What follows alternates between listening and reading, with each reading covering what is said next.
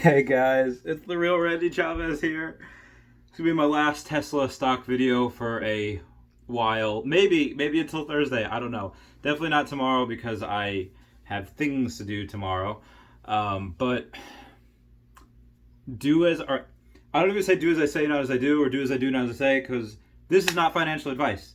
This is not me telling you what to do. This is just me telling you what I am doing because I'm not a financial advisor. But I bought another share of Tesla yesterday at 15.15 because in June 9th or June 12th, one of those dates, I reshared the status on Facebook that on that day I said this is probably going to be the last time you're going to see shares of Tesla under $1,000. So I bought some at nine. I sold my Fastly to get some at 950. Um, and then I was right. We haven't seen it below 1,000 since then. Um, and I put yesterday, at the end of the day after the trading bell, closed, I said, okay, this is probably going to be the last day that you're going to see Tesla at under 1,500 a share. Was I right last time? Yes. Was I right this time? I don't know. Could be wrong. There's a chance. Always a chance. No one knows anything for sure, but there's a chance that Tesla does not post a profit tomorrow. There's a chance that Elon, posted those shorts and then something came up that he didn't realize, or posted those shorts and realized, oh, those shorts were just because we exceeded deliveries. And people only expecting us to do 95 or 75,000. We did 90,000. That's what the shorts were for. Not because we, posted a profit. That's very possible. But I took the gamble. I don't know if you can call it a gamble right now, because most people that are really vested and interested in Tesla are saying like most likely they're going to post a profit. But I rolled the dice and I over leveraged myself. I bought another share at 15.15, so $1,515 that I just really did not have. I had enough to buy it, but that's about it. And I did that because short-term pain, long-term gain. That $1,500 can turn into 10, 20, even multiple thousands of dollars higher in the future. And that's something that I think will pay dividends. I don't mean dividends like, they're going to start paying out dividends. I mean, like, you're in a fight and you start, wailing on the guy's arms. Wail on his arms enough, can't keep him up. That's a dividend. Pay dividends in later rounds. That's a weird ass analogy, and I'm sorry about that. I think that will pay dividends in the future. I can't buy anymore. I can't justify it.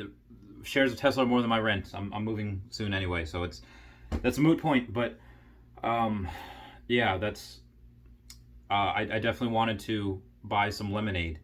Lemonade the stock, Lemonade Inc., the insurance company that as soon as you sign up with Lemonade, you have to give them your favorite charity. Mine, of course, would be Best Friends Animal Society, because I love donating to them.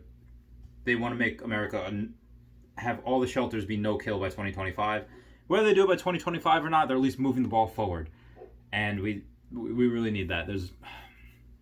Love animals. But anyway, the reason why Lemonade makes you do that is because their whole model, their whole system is saying like, okay, whatever your premium is, for whatever it is, house insurance, the car, whatever it is, let's say it's $500 a month. They are going to take 25% of that right off the top. So $125, they take out of your $500 a month premium. They take that $125, 25, right? Yeah, 25%, and they say, all right, that goes to our bottom line. We take that. That is our profit. That is our bottom line. That is how we continue to grow and expand. And when I say grow and expand, they're not hiring more people to be claims adjusters because they don't have to, because they do everything with AI. They do it with artificial intelligence, some type of program and computer code. You put the info in, it spits out. So like, there's this guy that he like lost a jacket or umbrella in like house fire or whatever, and he's like, all right, I'll put this claim in. They paid it out in 3 seconds, setting a world record time for a claim to be paid out. And the AI is only going to get better. The more customers, the more data that's put in. The same thing with Tesla. As they drive on the road, they're driving AI. It's going to be incredibly, incredibly efficient. It already is. It's already the best out there. But when I say grow and expand, maybe advertising that they'll do, maybe they will go into other markets or R&D, whatever it is. They are already ahead of the curve with not having to pay people that could be bribed, that could, say yes or no. You could pay this out depending on what type of mood they're in that day. Back when I was in the military, and we would do, I don't know. All right, I don't want to say too much, but let's just say you have someone that you need to get into a room, and if there's a doorman, you can bribe that doorman. You can do whatever it is to that doorman to make him let you in that room with a facial recognition software to be able to say like, okay, hey, yeah, we're going to put that in there in place of the person, even though it's, you don't have to pay a facial recognition software. You don't have to worry about them falling asleep at their post. You don't have to worry about them accepting bribes. You don't have to worry about any of that. They just do what they do. Now, granted, back in the day, facial recognition software couldn't tell the difference between a face and a photocopy of the face, so it had its issues. But as technology improves, yeah, these claims adjusters, that's not going to be a thing in 20 years. And Lemonade is first to market with that, way ahead of the curve. And why did I mention charities? Because the other 75% of your premium, thing that you pay, they leave that there to pay out claims, to do whatever, and whatever is left over from your policy goes to your favorite charity. So yeah, there's always going to be people that try to scam the system, whatever, they don't care about charity, but a lot of people are going to be like, I'm going to not try to game the system, because if I do try to game the system, I try to get something that I don't deserve, I'm taken from my favorite charity. And I don't want to do that. And honestly, for people like me, like let's say I have, I'll get insurance for the big things. When I get, a new house, I will get a floor safe. I'll take my Pokemon cards out of the bank, the safe deposit. I'll put it in a floor safe. If you have a wall safe, you can blow out the wall. You can, small safe, and take it with you. Floor safes are extraordinarily hard to break into, to get out of the floor, but yeah, I for the big things, what I get insurance for. If I lose, $100 jacket, or I lose, an old military, whatever it is, I'd be like, you know what? I'd rather that money go to Best Friends Animal Society. I do not want that to, even people that aren't like me, they're say like, you know what? It's a little thing, or I don't deserve it, whatever. That's great. That's more that's going to be going towards charity. And again, it doesn't affect their bottom line because they take that 25% right off the top. That's theirs. And it's an incredible business model. Yeah, I probably should not have bought that 42nd share of Tesla and just bought some Lemonade, because I think it's a great company. Again, it's just my opinion. Obviously, I still have my Fastly, still have my Square, still have my Illumina. Illumina reached $400 a share the other day, which is great. And I still have Vaxart. Vaxart is something that once they break that $17 a share thing, it's off the races. Boom, 19, boom, 22, boom, 30, whatever. The bullish price target on that is $32. Probably be end of year. They need some good news first, but yeah, that's probably what it's going to be at some point. Again, Illumina, they haven't really broken that 380, 390. Then they went with 400 yesterday. Again, they'll go farther, especially once Q2 earnings are out. I don't know exactly what they are. Square is going to be the same thing, and then Tesla. A lot of people are really thinking. Well, some people, there's like fucking call options and strikes at 3,500, and it's like, okay, so yeah, I was not expecting Tesla to go to 1,500 2 weeks ago by that Friday, but it did. It did. So I was like, you know what? With these call options, for last Friday at 2,500, like, it fucking could.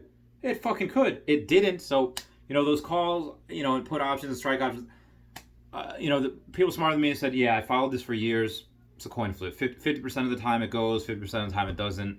It's not really something that you can predict, but $3,500, those options for the end of this week, yeah, I definitely 100% believe that's possible, because you have, once they post that profit, it is off to the freaking races. Because, all right, so in Pokemon, and I'll just use this analogy because that's just what I know, there's some people that have a certain card. Let's say it's a Trophy Kangaskhan. All right, I'm not even going to say, I'm going to use that example. I called it Typhlosion, number 17. It's one that's very, very coveted, having a first edition PSA 10 copy. And I know I'm throwing some weird a rare card there's only 10 of in the world. we know like 8 of those 10 people, they just don't sell. They bought that car for, let's say, $5,000. You could offer them, someone offered $17,000 and not taking it. Some people just do not sell their cards. I have the same thing with Trophy Candy. Some people, especially if you go on Twitter, Reddit, Twitter, oh my God, those people are crazy, crazy fanatics. Crazier than I am in Pokemon. Maybe not that crazy, but they absolutely love Elon Musk. Elon Musk can do no wrong in their eyes, and Grant is very entertaining, and he's a hero of mine, and I wish we had more Elon Musk in the world. But these people, I don't even want to call them investors, because they buy their shares and they do not sell. There's like marketing campaigns, not by Tesla, by Teslarians, Tesla fanboys and fangirls that say like, "Oh, are you part of the never sell crowd? Tesla to $100,000 a share." Like, they just don't sell. My shares are not for sale. And am I part of that crowd? Yeah, kind of. My friend Dan, who's just done a lot more experience than I am, a lot smarter than I am in finance, most things. He says like, hey, it's probably a good idea to, once it reaches, shave a little off the top. You have too much, amount of your net worth in this one stock. And yeah, to his credit, he's correct. I mean, obviously I went super freaking Rain Man trying to research the shit out of the stock, and I believe in the thesis. I believe in Elon Musk, and there's a bunch of people on YouTube that's smarter than me that's saying like, between the Tesla solar and the Tesla battery technology, yeah, and they go deep, hardcore into it. There's solving the money problem. There's hyperchange. There's now from Zach and Jesse. There's the market is open. There is I forget the guy's name. It's like, hey, everybody, it's Ryan here. I forget his name. Someone help me out with his name. But there's so many people that just go into it. And I'm a really small, like, sperm of the sperm whale as far as getting Tesla. I have 42 shares. There's people out there that have hundreds. People out there have thousands. Dave Lee on Investing, I imagine, has thousands of shares. Some of the money problem I know has 1,000. At least 1,000. So I am sperm of the sperm whale, where I have pretty much nothing, because these guys are huge. I put maybe $30,000 into it, or my cost base is now 815, 42. All right, so yeah, a little bit more than that. 32, 33. But I want all my friends to make money. I told people on Facebook, like, listen, this is what I'm doing. Like, this is the last chance you're gonna get it at $950. And yesterday was probably the last chance to get it under $1,500. I honestly believe that. Unless the stock splits, probably never get that again. If you have money, again, that's just what I would do. Any extra money, I would, again, maybe a little bit into Lemonade, because I definitely believe them in that company. But yeah, Tesla's innovative in so many different markets. This is like a once in a lifetime stock. Like my friend Paul, who's, again, does the same thing. He's more of like a Warren Buffett investor. He says, when Amazon was there, like, you didn't care what the earnings was. You didn't care that they didn't earn a profit. You knew they were going to take over the world. So he's one that's like, he's like, oh, I know. And people, even in hindsight, he says like, no, you knew they were going to take over the world. He's talking about Amazon. Nobody knows it. People are still sleeping on Tesla. People are still thinking that it's worth $89 a share, $300 a share, $900 a share. When people start to wake up to Tesla the way they knew what Amazon was going to do, again, you have a bunch of people that just don't sell. And that's not included before it gets included in the S&P 500, where they have to have a certain amount of this stock.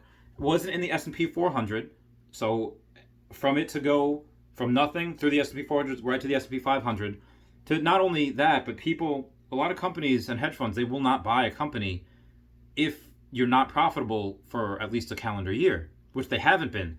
Once they are, then okay, now all of these things, like, it's all coming together now. All of these things are coming together. There's really no telling what it's going to do, because you have just the fact that they're going to post earnings tomorrow after the bell. So we'll see some after hours trades. We'll see some trades, on Thursday. It's going to be a crazy, crazy time. But you're going to have that announcement. Then you're actually going to have the announcement. Yes, Tesla's including the S&P 500. And then like a week or two later, they are going to be including the S&P 500. The fucking floodgates open for people to try to buy. And then, after that's over, let's say it's, mid-August, we have Battery Day a month later. So Investor Battery and Shareholder Day is going to be insane as well, saying like what they're doing with battery technology, how many technologies they have partnership with, their vertical integration, just Project Roadrunner. So many things are going to be announced on Battery Day, and they're going to talk about a potential stock split on that day as well. The stock's going to go up again. And then, July, August, after August, you have that push for September at Q3. Q3 is going to be insane. They're going to come out with deliveries sometime in like early October. When they do that, their delivery is going to post, and it's going to blow everyone away. It's going to be over $130,000 deliveries, and then they're going to have an earnings call a few weeks later after that. It's going to be freaking nuts. These next 6 months for Tesla, and I can't wait. I cannot wait. I'm very, very excited. My knee is dying. It's going. I'm about to. All right. I love you guys. Hopefully we can. I'll make a video in 2 days and saying, hey. Again, I can't tomorrow. I have so much stuff to do. But I love you guys. Please like, comment, subscribe. Comments are good for the YouTube algorithm. And check out my Pokemon videos. Pokemon is great. Love Pokemon. Love Avatar. New Avatar. Legend of Korra on Netflix. August 14th. All right. I love you. All right. Bye.